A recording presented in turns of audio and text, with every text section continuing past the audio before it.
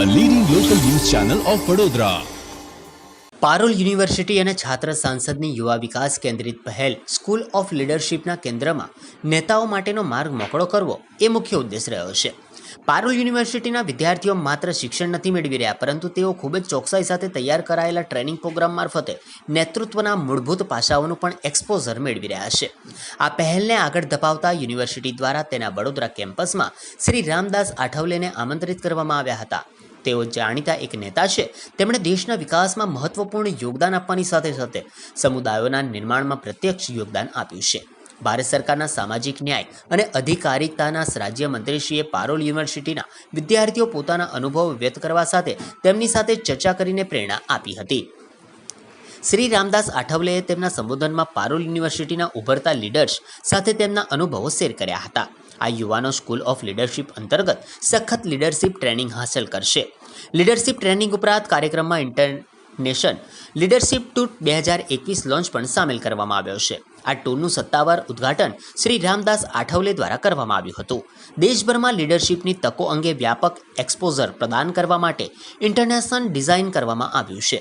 આ પ્રોગ્રામના સ્કોપમાં જાણીતા અને મહત્વપૂર્ણ સરકારી લેન્ડમાર્ક્સની સમર્પિત ટૂર પણ સામેલ છે. વિદ્યાર્થીઓ પાસે સરકારી તંત્રની રિયલ ટાઈમ ઇન્ટર વર્કિંગનો અનુભવ કરવાની તક મળશે. સ્કૂલ ઓફ લીડરશીપ વિદ્યાર્થીઓને ખૂબ જ જરૂરી વિકાસ, વૃદ્ધિ અને એક્સપોઝર પ્રદાન કરશે, જે પારોલ યુનિવર્સિટીના નેતા કેમ્પસમાંથી પસાર થતા પ્રત્યેક વિદ્યાર્થીને પ્રદાન કરવા માંગે છે. યુનિવર્સિટી તેના વિદ્યાર્થીઓના સર્વાંગી વિકાસ અને પ્રગતિ માટે સતત પ્રયત્નશીલ છે અને તેમને માત્ર શિક્ષણ જ નહીં, પરંતુ સ્થાનિક અને રાષ્ટ્રીય વિકાસમાં પણ મહત્વપૂર્ણ કામગીરી નિભાવનારા મહાનુભાવોનો એક્સપોઝર દ્વારા પ્રેરિત કરવા કાર્યાન્વિત છે. स्थित सभी हमारे छात्र भाई और बहनों,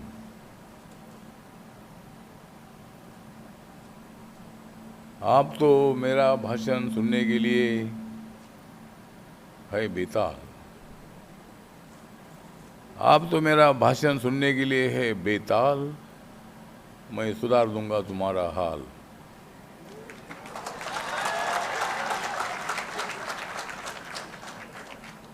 आज पारुल यूनिवर्सिटी ने निकाला है व्हिप. आज पारुल यूनिवर्सिटी ने निकाला है व्हिप क्योंकि आज यहाँ हो रहा है स्कूल ऑफ लीडरशिप.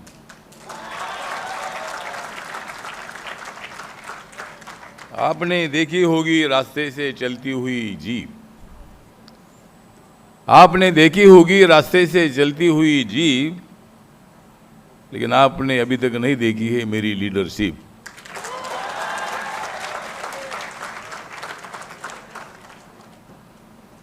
मैं पारुल यूनिवर्सिटी में आया हूँ आप सभी को लीडरशिप की शिक्षा देने के लिए. मैं पारुल यूनिवर्सिटी में आया हूँ आप सभी छात्रों को लीडरशिप की शिक्षा देने के लिए. मैं जा रहा हूँ पाकिस्तान का बदला लेने के लिए.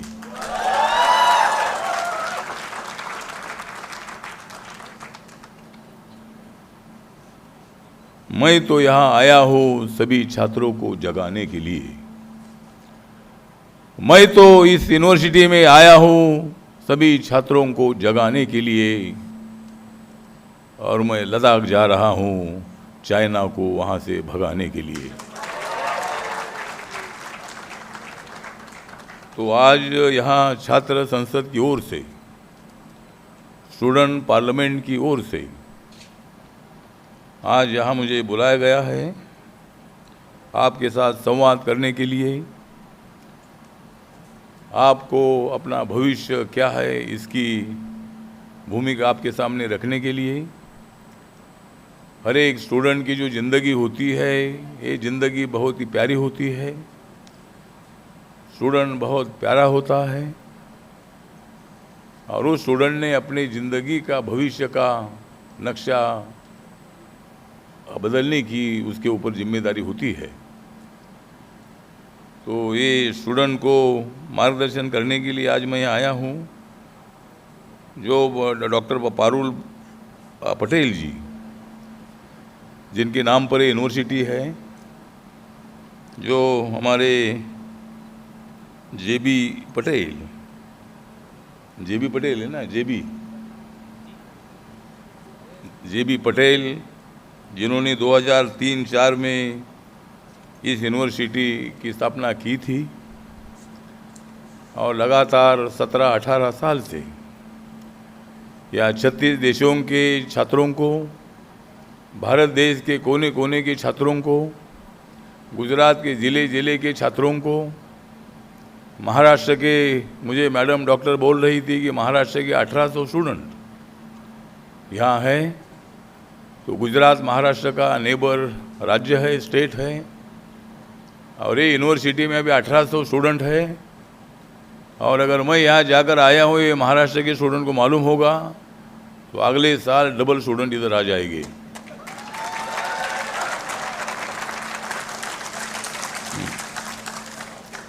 तो ठीक बात है, शिक्षा का काम आपके तरफ से बहुत अच्छा हो रहा है।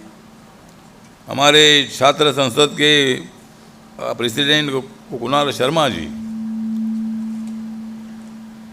जो मुझे दिल्ली में मिले थे, और उन्होंने मुझे आग्रह किया था कि इस यूनिवर्सिटी में आपको आना है, स्टूडेंट के साथ संवाद करना है, हमारे मैनेजमेंट को मिलना है। और इसीलिए मैं टाइम निकाल कर मैं आज यहाँ आया हूँ। और आज मुंबई से आने वाला जो हमारा विमान था, जो हवाई जहाज़ था, ये हवाई जहाज़ कैंसिल हुआ। किसने कैंसिल किया मुझे मालूम नहीं है, लेकिन इधर आने वाला ये कैंसिल होने के बाद मैंने कुणाल से बात की कि अभी क्या करूं। तो फिर बाद में हमने अहमदाबाद का फ़्लाइट देखा था, 7 बजे का फ़्लाइट था। तो 7 बजे की फ़्लाइट से सुबह 4:45 बजे उठकर मैंने 7 बजे का फ़्लाइट पकड़ा, फिर अहमदाबाद आया, अहमदाबाद से बड़ौदा आया, बड़ौदा से आपकी यूनिवर्सिटी में आया, और आपके साथ मिलने का जो मौका था। एक बात मैं तय करता हूँ तो मैं करता ही हूँ, मैं नहीं किसी को डरता हूँ, मैं नहीं किसी को डरता हूँ, जो चाहे वो मैं करता हूँ। तो इसी तरह आज आपके बीच में आने का मौका मिला है, और यहाँ कुणाल शर्मा जी का बहुत बड़ा योगदान है कि आपने मुझे यहाँ बहुत आग्रहपूर्वक यहाँ बुलाया। और पार्लियामेंट में तो मेरा भाषण चलते रहता है। महाराष्ट्र में दलित पैंथर नाम का एक संगठन था, उस संगठन से मैं मेरा काम की शुरुआत की थी। मैं कॉलेज पढ़ते पढ़ते मैं मंत्री बन गया था, और महाराष्ट्र में शरद पवार के मंत्रिमंडल में मैं 5 साल तक समाज कल्याण, transport, employment guarantee scheme, prohibition, propaganda, ये काम, ये डिपार्टमेंट मुझे मिले थे। मैंने शरद पवार को बोला था कि प्रोहिबिशन प्रोपोगंडा जो है, जो प्रोहिबिशन जो करने का है, दारू जो नशा मुक्ति है, ये दारू पीने वाले लोगों को दारू छोड़ने के लिए ये मेरे पास ये डिपार्टमेंट था। तो मैंने बोला था कि भाई दारू छोड़ने से कोई छोड़ते नहीं है। मैंने बहुत सारे लोगों को बोला कि भाई तुम छोड़ो, तो बोले कि तुम हमको छोड़ो, हम दारू को नहीं छोड़ते हैं।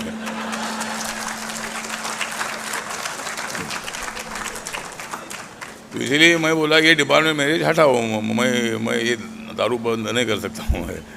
और इसलिए ठीक बात है, वो बात नहीं है, लेकिन वो डिपार्टमेंट का मैं मिनिस्टर भी था।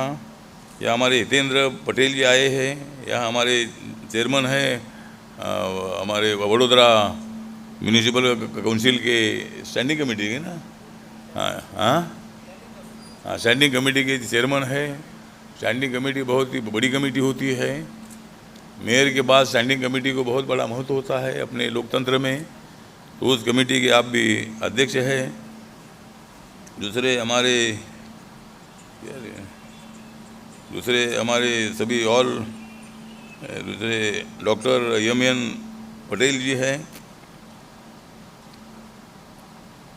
विजय कुमार जी हैं, डॉक्टर विजय कुमार जी है, डॉक्टर पांड्या है, डॉक्टर पवन क्या लिखा है, द्विवेदी जी है। द्विवेदी आप हैं ना, द्विवेदी जी, हाँ गोरखपुर से आप। तो मतलब, और हमारे अशोक भट्टी जी है, ये भी हमारे पार्टी के रिपब्लिकन पार्टी ऑफ इंडिया जो है। बाबा साहब अम्बेडकर जी लोकतंत्र को बहुत ही बड़ा महत्व देते थे, और बाबा साहब अम्बेडकर जी ने कॉलेज में इलेक्शन होना चाहिए। अगर लोकतंत्र की शिक्षा देनी है तो स्टूडेंट के ज़माने से उनको शिक्षा मिलनी चाहिए। और जो इलेक्शन होता है, जो इलेक्शन के पहले स्टूडेंट को इलेक्शन का अनुभव आना चाहिए, इसीलिए स्टूडेंट का लीडर चुनने का अधिकार जो है सभी स्टूडेंट को दे दिया था। और बहुत सारे कॉलेज में इलेक्शन होता था, अभी नहीं होता है क्योंकि बहुत सारी झगड़ेबाजी होती थी, और इसीलिए बहुत सारी यूनिवर्सिटी में कॉलेज में अभी ज़्यादा इलेक्शन होता नहीं है। लेकिन इलेक्शन होना चाहिए। बाबा साहब अम्बेडकर जी अपने देश के संविधान के शिल्पकार है। बाबा साहब अम्बेडकर जी लोकतंत्र को मजबूत करने वाले नेता थे। बाबा साहब अम्बेडकर जी जो कोलंबिया यूनिवर्सिटी है अमेरिका में, उस यूनिवर्सिटी में गए थे पढ़ाई करने के लिए 1914 में। उसके बाद 1921-22 में बाबा Saheb Ambedkar London school of economics में पढ़ने के लिए गए थे। और इसी तरह बाबा साहब अम्बेडकर जी ने बहुत बड़ा काम किया है। शिक्षा से बाबा साहब अम्बेडकर जी का बहुत बड़ा योगदान था। लाइब्रेरी से बाबा साहब अम्बेडकर जी का बहुत बड़ा योगदान था। बहुत सारी किताब पढ़ने का काम बाबा साहब अम्बेडकर जी करते थे, लिखने का काम वो करते थे, लोकतंत्र को मजबूत करने का काम वो करते थे, सभी जातीय वर्गों को जोड़ने का काम करते थे। और लोकतंत्र में बाबा साहब अम्बेडकर जी ने अपने संविधान में सभी जाति धर्म के लोगों को एक साथ लाया है। हम सब लोग एक है, भारत देश एक है, भारत माता की जय है, इसी तरह का नारा देकर हम सब लोग जो है, हिंदू हो, मुसलमान हो, सिख हो, ईसाई हो, बुद्धिस्ट हो, जैन हो, लिंगायत हो, पारसी हो, कोई भी जाति के धर्म के लोग हो, लेकिन हम सब इंडियन हैं, हम सब भारतीय हैं। और इसीलिए हमें बहुत बड़ा गर्व है। और इसीलिए मुझे लगता है कि आज मुझे यहाँ बहुत ही हो रहा है हर्ष। आज आपकी यूनिवर्सिटी में आने का मुझे बहुत ही हो रहा है हर्ष। कारण ये साल मतलब मुझे बहुत बड़ा हो रहा है हर्ष। कारण ये है 2021 वर्ष। तो ये जो 2021 का वर्ष है, इसमें मुझे आने का मौका मिला है। और अभी हमारा इलेक्शन 3 साल बाकी है। नरेंद्र मोदी जी देश के प्रधानमंत्री हैं, गुजरात से बिलोंग करते हैं, गुजरात के बहुत बार मुख्यमंत्री रहे हैं, अभी बहुत बार देश के प्रधानमंत्री भी रहने वाले हैं। और जब तक वो प्रधानमंत्री है तब तक मैं उनके मंत्रिमंडल में मैं रहूँगा। रिपब्लिकन पार्टी उनके साथ रहेगी। और नरेंद्र मोदी जी का नेतृत्व है, ये लीडरशिप क्या होती है, लीडरशिप का कैसी होती है, ये अगर आपको सीखना है तो नरेंद्र मोदी जी से सीखो। मतलब नरेंद्र मोदी जी बहुत ही सोचते हैं। नरेंद्र मोदी जी हर निर्णय सोच कर लेते हैं। नरेंद्र मोदी जी सबका साथ, सबका विकास, सबका विश्वास की बात करते हैं। और मुझे लगता है कि उनका नारा है सबका साथ, सबका विकास। नरेंद्र मोदी जी का सबका साथ, सबका विकास, ये है नरेंद्र मोदी जी का नारा। इसलिए जाग रहा है भारत सारा। नरेंद्र मोदी जी है अपने देश में चमकने वाला तारा। नरेंद्र मोदी जी है अपने देश में चमकने वाला तारा। और मैं बजा दूंगा नरेंद्र मोदी के दुश्मनों के बारा। तो हम सब लोग मिलकर आगे बढ़ना है। और आपको लीडर अगर बनना है तो दूसरी पार्टी अगर तुमको पार्टी में लेती नहीं है तो मेरे पार्टी में आप आइए। जिनको लीडर बनना है तो लीडर बनने से लीडर नहीं बनता है। इसके लिए अपने को हर इशू के संबंध में जानकारी होनी चाहिए। गरीब आदमी को कैसा न्याय देना चाहिए उसकी जानकारी होनी चाहिए। उसके लिए कोई स्कीम बनानी चाहिए। और गरीब आदमी को अमीर बनाने का हमारा काम है। अमीर आदमी को गरीब बनाने का हमारा काम नहीं है। गरीब आदमी को अमीर बनाओ, सबको मतलब साथ में ले जाओ, सबको खाना पीना मिलना चाहिए, सबको कपड़ा लत्ता मिलना चाहिए, रहने के लिए पक्का मकान मिलना चाहिए। और अब ये देश का अमृत महोत्सव है। देश के आज़ादी को 75 साल पूरे हो गए हैं। तो ये अमृत महोत्सव जो चल रहा है पूरे देश भर में, मतलब अमृत महोत्सव मनाया जा रहा है। अभी अपना नया पार्लियामेंट बन रहा है। और माननीय नरेंद्र मोदी जी के नेतृत्व में बहुत सारी योजनाएं अपने देश में आ रही है। बहुत में स्टार्टअप इंडिया है, मेक इन इंडिया है। और मतलब हमारे मंत्रालय की वेंचर कैपिटल फंड नाम की स्कीम है। और जनधन योजना है, और आवास योजना है, और उज्ज्वला योजना है, अपनी फसल योजना है। बहुत सारी योजनाएं जो है, ये योजनाएं माननीय नरेंद्र मोदी जी के माध्यम से पूरे देश भर में चल रही है। एकदम पूरा होगा ऐसा नहीं है। मतलब 7 सालों में, 7-7.25 सालों में जितना काम करना है उतना काम मोदी जी कर रहे हैं। और भविष्य में भी मोदी जी अच्छा काम करते रहेंगे। और उन्होंने मतलब बहुत अच्छा काम किया है। तो इसलिए लीडरशिप एक बहुत बड़ी इम्पोर्टेंट लीडरशिप होती है। अपनी ज़िंदगी खाली अपने लिए नहीं, सबके लिए होती है, सबके लिए होनी चाहिए। अपने लिए तो होती है, लेकिन अपनी ज़िंदगी का कुछ पार्ट दूसरों के लिए भी आपने खर्च करना चाहिए, तो ही अपनी ज़िंदगी में आनंद मिलता है। और इसीलिए मुझे लगता है कि आप सभी स्टूडेंट ने आज मेरा यहाँ बहुत बड़ा स्वागत किया है, इसीलिए मैं आपका धन्यवाद करता हूँ। और आप कभी भी दिल्ली आइए, मुंबई आइए। मुंबई तो आपका नज़दीक है, परमानेंटली मैं मुंबई में बांद्रा में रहता हूँ। दिल्ली में 11 सफदरजंग रोड नाम का मेरा बंगला है, जहाँ माननीय नरेंद्र मोदी जी का PM का बंगला है, उसी रोड पर मेरा बंगला है। और हम सब लोग मिलकर हम आगे बढ़ रहे हैं। तो इस यूनिवर्सिटी के लिए मैडम पारुल में मैडम जो आपको मतलब कोई हमारे तो गवर्नमेंट ऑफ इंडिया की तरफ से HRD मिनिस्ट्री की तरफ से अगर कोई आपको मदद चाहिए, वो मदद ज़रूर हम आपको दे देंगे। और आपकी मदद हमको ये चाहिए कि मेरे पास बहुत सारे स्टूडेंट आते हैं, तो मैं अगर पत्र भेजूँगा तो उनको एडमिशन देने का काम आपको करना है। मतलब ये बहुत सारे स्टूडेंट आते हैं ना हमारे पास, तो बहुत सारे स्टूडेंट आते हैं, तो उनको भी मतलब और अच्छा वातावरण है। मतलब ये 10,000 स्टूडेंट का हॉस्टल है, मतलब 10,000 स्टूडेंट का जो हॉस्टल है, ये बहुत बड़ा हॉस्टल है। 36,000 स्टूडेंट यहाँ पर पढ़ाई करते हैं, और कम से कम 250 एकड़ का ये एरिया है। तो बहुत ही अच्छा वातावरण में, मतलब आज तो मुझे टाइम नहीं है, लेकिन मैं अगली बार मैं आऊँगा तो एक दिन मैं यहाँ रुकूँगा, मतलब एक दिन यहाँ रुकूँगा, आपसे बातचीत करूँगा, और हम सब मिलकर हम आगे बढ़ेंगे। अपने को भारत को गौरवशाली बनाना है, भारत को महान भारत बनाना है, और उसके लिए हम सब लोगों को आगे बढ़ना है। तो मैं आखिर में इतना ही बताना चाहता हूँ कि मैं करता हूँ आपके दुश्मनों का सामना, मैं करता हूँ आपके दुश्मनों का सामना, और मैं देता हूँ मेरे तरफ से आप सभी को शुभकामना। इन्हीं शब्दों के साथ मैं मेरे 2 शब्द खत्म करता हूँ, और सभी स्टूडेंट का मैं आभार व्यक्त करता हूँ, यूनिवर्सिटी का आभार व्यक्त करता हूँ। नमस्कार, जय भीम, जय भारत, जय गुजरात।